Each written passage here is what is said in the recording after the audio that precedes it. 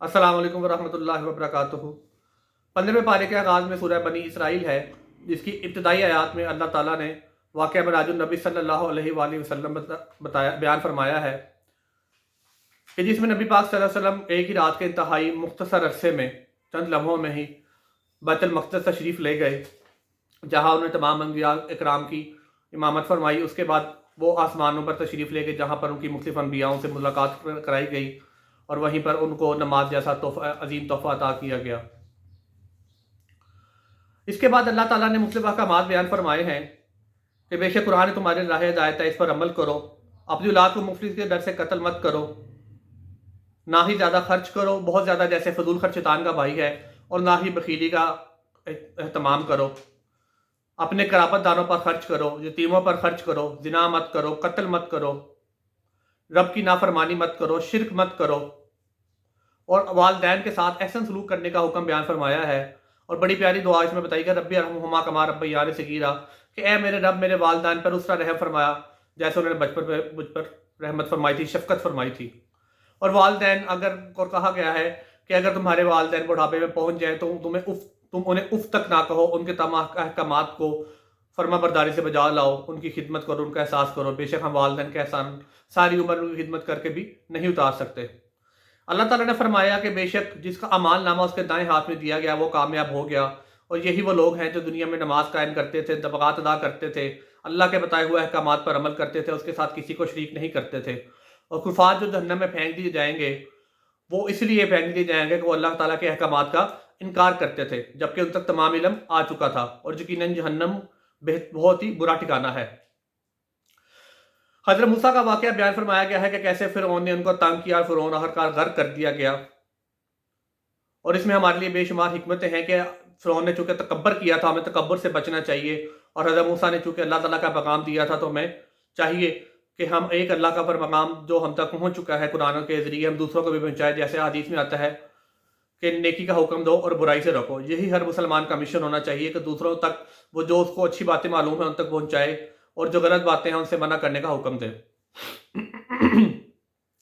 اور اللہ تعالیٰ فرماتے ہیں کہ قیامت کے دن ہر شخص کا اعمال نامہ اس کے سامنے پیش کیا جائے گا۔ جو شکر کرتے تھے دنیا میں، ان کے لیے آخر میں بھی شکر کا ان کو اجر دیا جائے گا، جنت کے اونچے درجوں میں داخل کیا جائے گا۔ اور جو دنیا میں شکر نہیں کرتے تھے، بے صبری کرتے تھے، اللہ تعالیٰ کی ناشکری کرتے تھے، مال اور نعمتوں اور صحت کی فراگی کے باوجود، وہ جہنم میں پھینک دیے جائیں گے۔ اور جو لوگ دنیا میں گناہ کرتے ہیں، بہت سے لوگ ایسے ہیں کہ اللہ تعالیٰ فرماتے ہیں جنہیں میں دنیا میں ہی ان کی برائیوں کا بدلہ دے دیتا ہوں، جبکہ بہت سے لوگ ایسے ہیں جن کا حساب آخرت میں ہی ہوگا،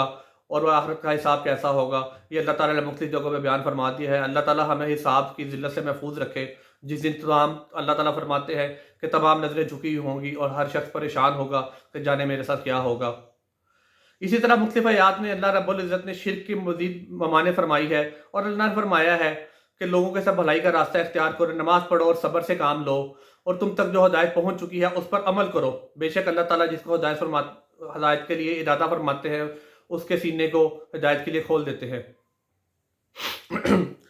بے شک اللہ تعالیٰ ہی ہمیں رزق عطا کرنے والا ہے، اور اللہ تعالیٰ فرماتے ہیں کہ میں ہی ہر کسی جاندار کو رزق عطا فرما دیتا ہوں، کسی کو زیادہ کسی کو کم۔ یہ دونوں طرح کی آزمائش ہے، جس کو زیادہ دیتے ہیں وہ بھی آزمائش ہے کہ وہ اس کو لوگوں کے لیے خرچ کرتا ہے کہ نہیں، جس کو کم ہے وہ بھی آزمائش ہے کہ وہ اس پہ صبر کرتا ہے کہ نہیں۔ کائنات کی ہر چیز صبح و شام اللہ تعالیٰ کی تسبیح کرتی ہے، دن اور رات میں اس کی تسبیح ہوتی ہے، پرندوں کی چہچہاہٹ ہم سنتے ہیں، وہ دراصل اپنے رب کی تسبیح کر رہے ہوتے ہیں۔ اس کے علاوہ تمام جاندار اور بے جان چیزیں اپنے رب کی تسبیح کرتے ہیں۔ اور تہجد کے وقت اور صبح فجر اور عصر کی نمازوں کا خاص اہتمام کرنے کا حکم دیا گیا ہے کہ ان میں انسان اپنے رب سے بڑا قریب ہوتا ہے۔ عصر کا اس لیے بتایا گیا کیونکہ دن کی مصروفیت کا وقت ہوتا ہے، تو اس میں عصر کا وقت نکالنا عام انسانوں کے لیے مشکل ہوتا ہے، لیکن جو وقت وہ نکال لے تو وہ بھی اللہ کے محبوب بندوں میں سے ہے۔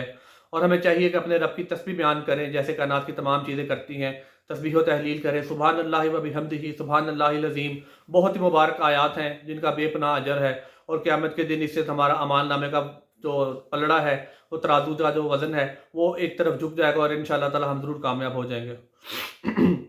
اللہ تعالیٰ نے فرمایا کہ میں نے بے شک بعض انبیاء کو بعض انبیاء پر فضیلت دی، لیکن ہمارے نبی پاک صلی اللہ علیہ وسلم جو ہیں وہ ان کو تمام انبیاء پر فضیلت دی گئی ہے، وہ تمام وہ رحمت للعالمین ہیں، جبکہ اس سے پہلے جو انبیاء تھے وہ کسی قوم خاص قوم پر ہی مبعوث ہوتے تھے۔ تو اللہ تعالیٰ کے نبی جو ہیں ہم ان کی امت میں پیدا ہوئے، اور یہ ہماری خوش قسمتی ہے، اور ہماری اللہ سے دعا ہے کہ اللہ تعالیٰ ہم سب کو قیامت کے دن حوض کوثر سے اپنے نبی پاک صلی اللہ علیہ وآلہ وسلم کے ہاتھوں پانی نصیب فرمائے اور ہمیں جنت میں ان کا ساتھی بنائے، آمین۔ اللہ تعالیٰ نے نیک بندوں کی ایک مزید نشانی بیان فرمائی ہے کہ میرے پاک بندے عباد الرحمان جنہیں کہا جاتا ہے کہ اللہ کے بندے، جب ان کے سامنے قرآن پڑھا جاتا ہے تو وہ اس کی آیتوں کو سمجھ کر ان کے رونگٹے کھڑے ہو جاتے ہیں، وہ ڈر جاتے ہیں، اللہ سے سجدوں میں گر جاتے ہیں اور اللہ سے اس کی رحمت طلب کرتے ہیں اور اس کے غضب سے پناہ مانگتے ہیں۔ اللہ سے دعا ہے ہمیں قرآن مجید کو،